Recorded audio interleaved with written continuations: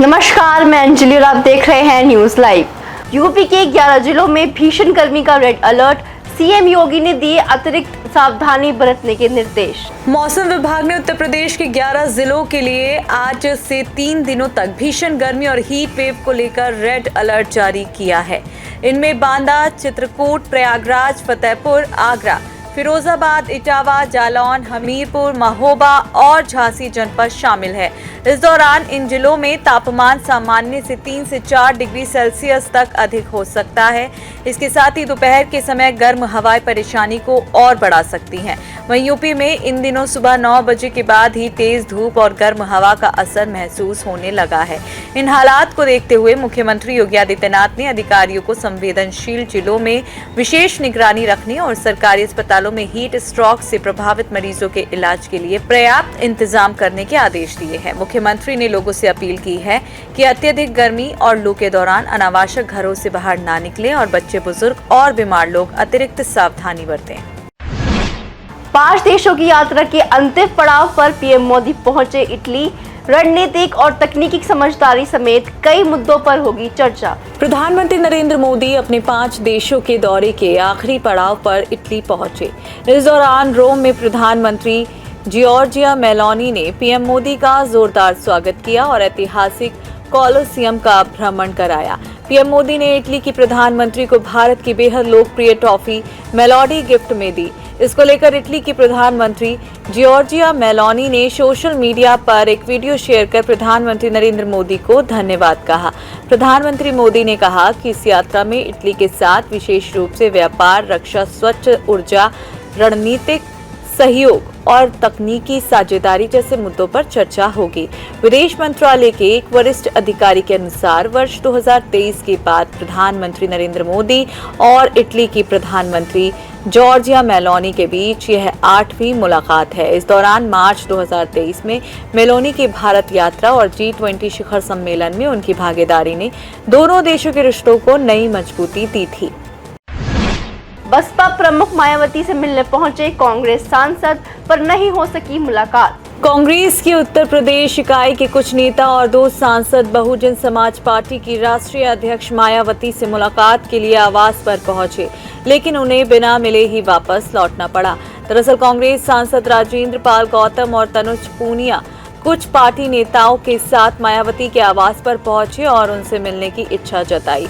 कांग्रेस नेताओं का ये संदेश सुरक्षा में तैनात कर्मचारियों ने बीएसपी प्रमुख तक पहुंचाया, लेकिन मायावती ने मिलने से इनकार कर दिया। वहीं कांग्रेस सांसद तनुज पुनिया ने कहा कि वह और राजेंद्र पाल गौतम बसपा प्रमुख मायावती का हालचाल जानने उनके घर गए थे, लेकिन मुलाकात नहीं हो पाई। कांग्रेस नेताओं ने कहा कि ये केवल एक जनरल विजिट थी, जिसके राजनीतिक मायने नहीं निकाले जाने चाहिए।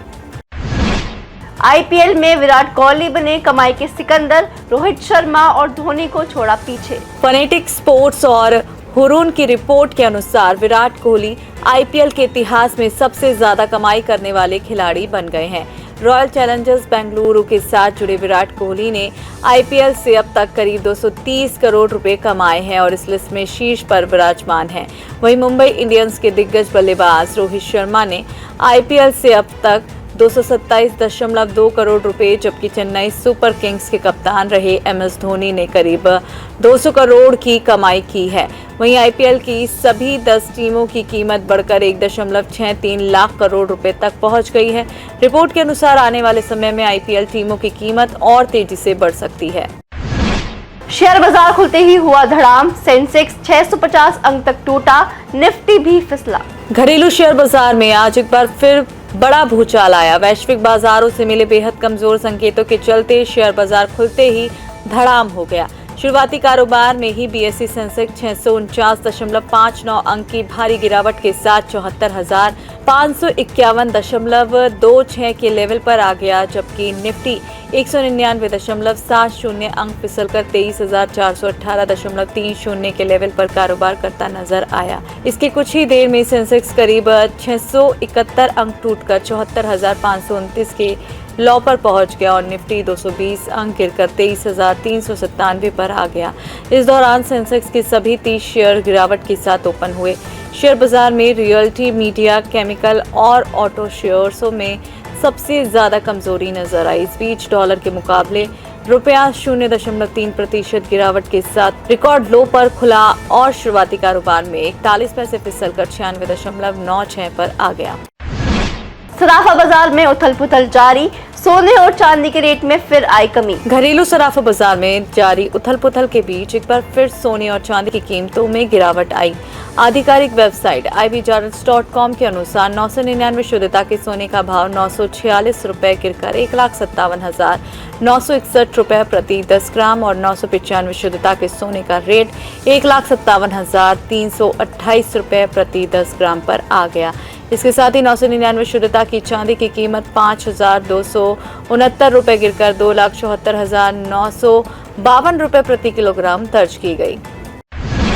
आज के लिए बस इतना ही। कल फिर मिलेंगे देश दुनिया की नई जानकारियों के साथ।